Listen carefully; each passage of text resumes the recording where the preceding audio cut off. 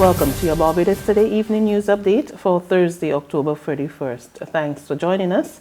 I'm Fernella Wedderburn.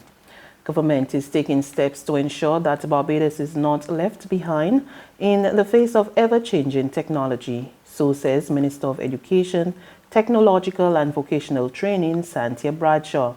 Minister Bradshaw made the comment as she addressed the Skills for the Future Program Awards ceremony at the Sandals Royal Barbados Resort last evening, where she disclosed that critical initiatives in non-traditional areas of training and development are set to come on stream in the coming months.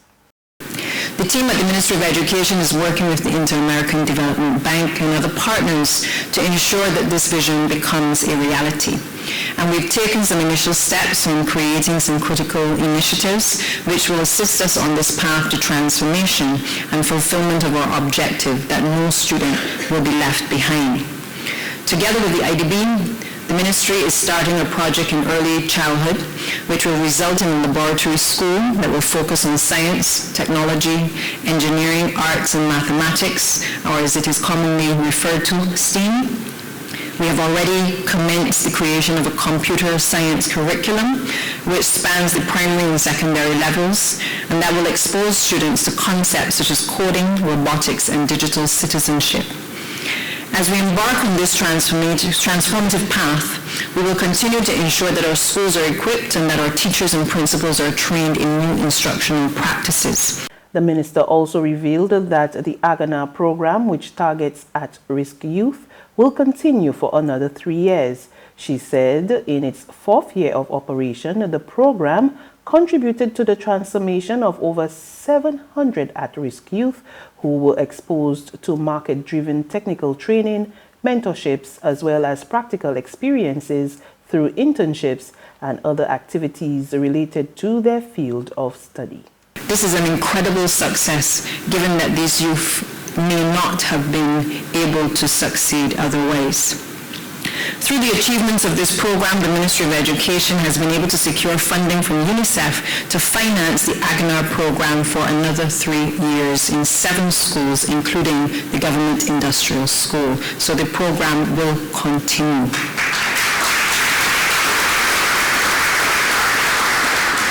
Component 3 of the program was one of the most challenging yet fulfilling elements. In spite of this, the critical success factor was the assessment of the post-secondary institutions. This resulted in the crafting of institutional development plans, which provide blueprints for the development and implementation of new programs, reviews the utilization of resources, and provides a roadmap for the growth and development of these institutions. There is a suggestion that an insurance policy should be established to provide coverage for all aspects of the emerging renewable energy industry. The idea was put forward by Principal of the Samuel Jackman Prescott Institute of Technology, Ian Drakes, and quickly agreed to by co-founder and director of Mega Power Limited, Joanna Edgell. It came during a green economy discussion at the Sandals Royal Barbados Resort during the Skills for the Future Summit. Edgell pointed out that while there are several electric vehicle-friendly insurance companies in Barbados, more needed to be done.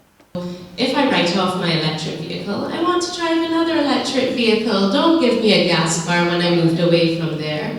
And also other factors. So if I break the cable on my charging lead, that should be part of my policy. Or if a fuse goes, so on my charging point at home, build that into the policy. And similarly for solar PV on roofs of buildings, don't create new policies for solar. People hate new policies. We want one policy that includes what we have in our home and roof, but speaks to the components, speaks to inverters, has the language of renewables and of energy efficiency built into it. So I think the whole outlook on the insurance companies and policy writing needs to be re-looked at. And I've also been encouraging, there are a couple, what I call EV-friendly insurance companies in Barbados, and I've been encouraging them to really look at statistics. Can we prove that EV drivers are safer drivers? A 36-year-old man is nursing a gunshot injury to his right hand following a shooting incident at Golden Rock in the Pine this morning.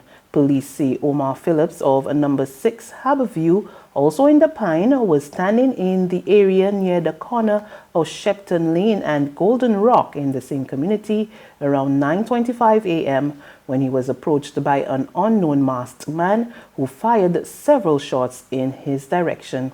He was injured and taken to the Queen Elizabeth Hospital for medical attention, treated and discharged.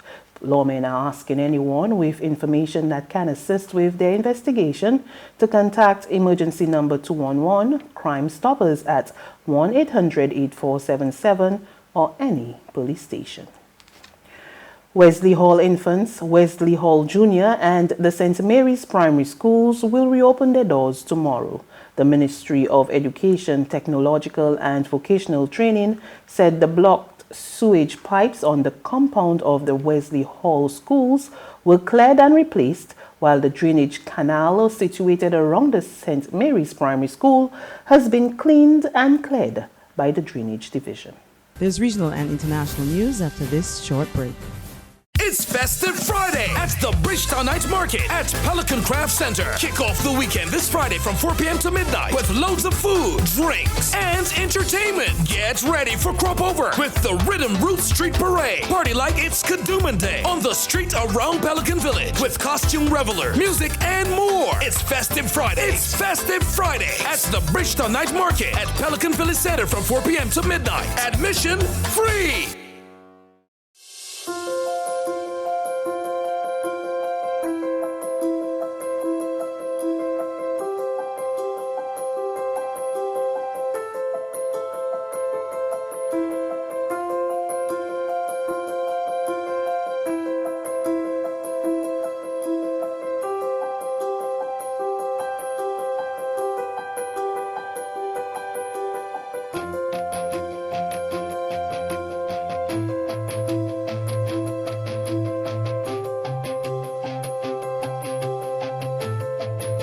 Barbados Today, news you can trust. To news from the region, there's been a last-minute rush in Grenada as residents apply for e-passports before a 75 EC dollar increase goes into effect tomorrow. We get more in this story from GBN News. The Passport and Immigration Office at the Sir Eric Matthew Gary Botanical Gardens has been abuzz as applications for e-passports rush in. Despite the large crowd, Assistant Superintendent Leroy Joseph says it has not been very challenging for them. He says they have extended hours to facilitate people applying for the new passport. From November 1st, the price of an e-passport will increase from $175 to $250. $75 difference. The e-passport, which was launched last year, is the new passport being issued. It comes equipped with over 42 features, which makes it easier to conduct transactions, unlike that of the previous passport. The immigration head explains. The e-passport, it is a chip encoded in that passport, which make it easy to check with the kiosk at various airports internationally. As opposed to a machine-readable passport, it is more advanced, and people will use that passport, and most authority will require an e-passport for ease of facilitation. And finally, on the international scene, the U.S. House of Representatives passed a resolution on Thursday to formally proceed with the impeachment inquiry against President Donald Trump. The measure shows how the inquiry will move into a more public phase. And today, the House takes the next step forward as we establish the procedures for open hearings conducted by the House Intelligence Committee so that the public can see the facts for themselves. U.S. lawmakers on Thursday cast their first vote in the impeachment inquiry into President Donald Trump, passing a measure to set up the next steps in the fast-moving effort. Not a single Republican voted for it, and 2 Democrats voted against it. The proposal calls for public hearings and the release of transcripts from closed-door proceedings. A secret process that has denied rights. After Republicans have for weeks accused Democrats of trampling on Trump's rights and keeping the process too secret. Democratic Intelligence Chairman Adam Schiff defended the closed-door process. That work has necessarily occurred behind closed doors because we have had the task of finding the facts ourselves without the benefit of the investigation that the Justice Department declined to undertake. The measure also outlines what rights Republican lawmakers and Trump himself would have. Democrats insist Trump is getting a fair shake. This resolution provides better protections for the president than what Presidents Nixon and Clinton received. And that's news, but for the very latest, visit us at www.barbadostoday.bb. You can also subscribe to our e-paper, email updates, or like us on Facebook, and sign up for our breaking news alerts via WhatsApp. We're also on iZoomy Media in bus terminals, as well as screenplay at supermarkets and gas stations near you. And you can also hear us on Mix 96.9 FM and Capital Media HD 99.3 FM. I'm Fernella Wedderburn. Good evening.